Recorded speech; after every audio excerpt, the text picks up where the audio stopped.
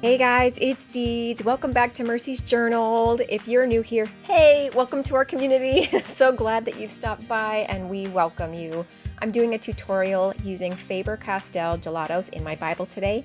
There have been some questions popping up on my feed as to how to get that smooth and blended finish on a Bible page for a background. So this video is for that process. And in the middle, I'll be sharing a bit of what the Lord has been teaching me in the book of Isaiah. Before I color, I prepare the page with Liquitex Matte Gel Medium. This helps those pores close up so that when I go to smear and blend the gelato color, it moves more to my liking and I have a bit more control. I do this step 2 times using a crosshatch action with the gesso up and down and across the page, drawing in between layers and afterward. After I get done doing that, then I pull out my color palette, whatever it is that I like. And typically during the fall, I like to pull out those nice warm tones, reds, oranges, golds, yellows, browns, all the things. They come out because that provides a nice rich contrast when I'm blending from light to dark and back again. This is a fairly fancy-free process. It's hard to get this wrong because it's more of what you like and how you like it than anything else. What colors do you prefer? And how much of those colors do you like? What are you hoping to bring out on the page and accentuate and emphasize? A lot of variables go into creating your background initially, but don't think too much about it. Just enjoy the process. Tip number 1 for this background process is working light to dark. In whatever palette I'm using, the easiest thing for me is to begin with lighter colors of gelato, acrylic, watercolors, pencils, and then ease into the more highly pigmented, darker ones.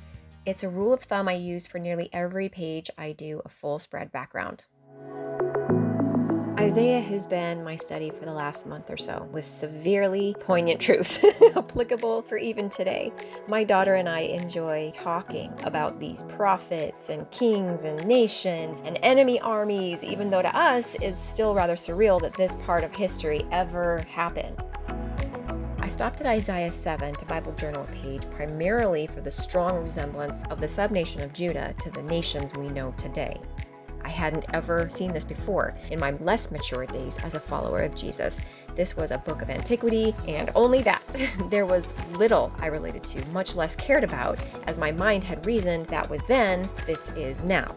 True to form, the Lord has spoken through His word, even the inspired word from hundreds of generations ago, to point out the haunting reality of our very own nation today. Here is the scripture in Isaiah 7. In the days of Ahaz, the son of Jotham, son of Uzziah, king of Judah, Rezin, the king of Syria, and Pekah, the son of Remaliah, the king of Israel, came up to Jerusalem to wage war against it, but could not yet mount an attack against it. When the house of David was told, Syria is in league with Ephraim, the heart of Ahaz and the heart of his people shook as the trees of the forest shake before the wind. And the Lord said to Isaiah, Go out to meet Ahaz, you and Shear-Jashub, your son, at the end of the conduit of the upper pool on the highway to the washer's field. And I say to him, Be careful, be quiet, do not fear, and do not let your heart be faint because of these 2 smoldering stumps of firebrands at the fierce anger of Rezin and Syria and the son of Remaliah. Because Syria with Ephraim and the son of Remaliah has devised evil against you, saying, Let us go up against Jerusalem and terrify it, and let us conquer it for ourselves, and set up the son of Tabeel as king in the midst of it. Thus says the Lord God, It shall not stand, and it shall not come to pass. For the head of Syria is Damascus, and the head of Damascus is Rezin. And within 65 years, Ephraim will be shattered from being a people, and the head of Ephraim is Samaria, and the head of Samaria is the son of Remaliah. If you are not firm in faith, you will not be firm at all. That is a very full little section of scripture. In some ways, it's kind of encouraging, and then in many other ways, it's fairly troublesome. So I've been reading this Christ-Centered Exposition, Exalting Jesus and Isaiah study. It has helped me greatly go through the book of Isaiah, and it's got a couple of things to say about this particular section of scripture. It says, the fact is, at every single moment of our lives, we are trusting in something. If we feel confident we can handle that situation ourselves, we are trusting in ourselves. Yikes! This is the most devastating state we can be in spiritually. Goes on to say people can trust in all kinds of things, depending on the circumstances. High IQ, diligent preparation, skill in martial arts, athletic training, musical talent, a Hall of Fame coach, a balanced retirement portfolio, a nation's military power. What you're trusting in is most clearly revealed during a crisis. To prove this to us, God brings trials and circumstances that will jar us from our comfort zones.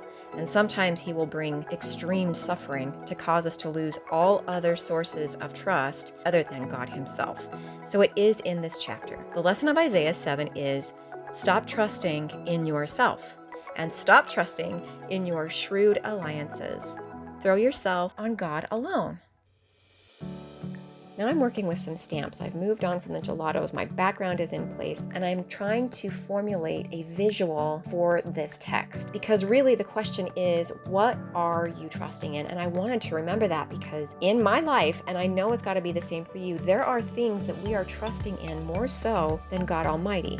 For me, I trust in safety. I trust in health. I trust in money. Yes, I do. I trust in these things that will help me to buy this and be comfortable and provide for my family and to provide comfort and ease. I do. I trust in these things. But really, when the battles come, when the war rages against me, my mind, my heart, my soul, money, health, safety, a home, a bed, don't rid me of my anxiety. And God consistently, in His nature, in His merciful, gracious nature, continues to remind us, be careful, be quiet, do not fear, and do not let your heart faint. Somebody else said that once. Do not let your heart be troubled. I have overcome the world. Who was it that said that thousands of years later? We have an instance in the book of Mark chapter 4 where the disciples are with Jesus in a boat. A windstorm came and the waves beat into the boat so that it was filling up. And He was in the stern, asleep on the pillow. And they woke Jesus up and they said to Him, "Teacher, do you not care that we are perishing?" And He arose and rebuked the wind and said to the sea, "Peace, be still." And the wind ceased and there was a great calm.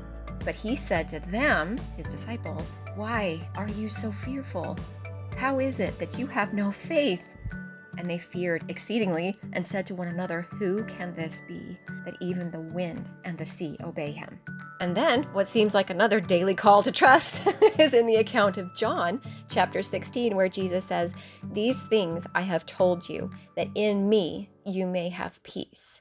In the world you have oppression, but cheer up. I have overcome the world." Cheer up.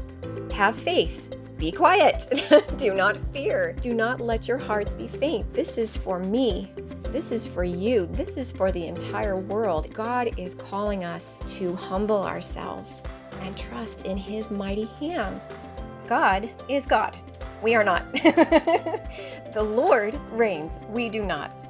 He is sovereign. We are not. In fact, I want to quickly read you a passage of scripture in Psalm 93, and it says this: "The Lord reigns.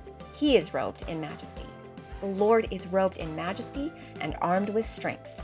Indeed, the world is established, firm and secure. Your throne was established long ago. You are from all eternity. The seas have lifted up, Lord. The seas have lifted up their voice. The seas have lifted up their pounding waves. Mightier than the thunder of the great waters, mightier than the breakers of the sea. The Lord on high is mighty. Your statutes, Lord, stand firm. Holiness adorns your house for endless days." Hallelujah! This is our God. This is the God from the beginning of time. He is the God of all time, of all eternity, of our history, of the world. And throughout all eternity, He is God. And it's this same God that calls us to stand firm and to trust in Him, to not be fearful and to not let our hearts grow weary. The storm surrounds us, yes, and those thundering waves pound against us, yes, but we can trust the God who is mightier than the thunder of the great waters. Heavenly Father, may it be that even just today we trust you. Even just today we lay our lives before you, saying, God, your will be done and your kingdom come. In Jesus' name, amen. Much love, you guys. God bless.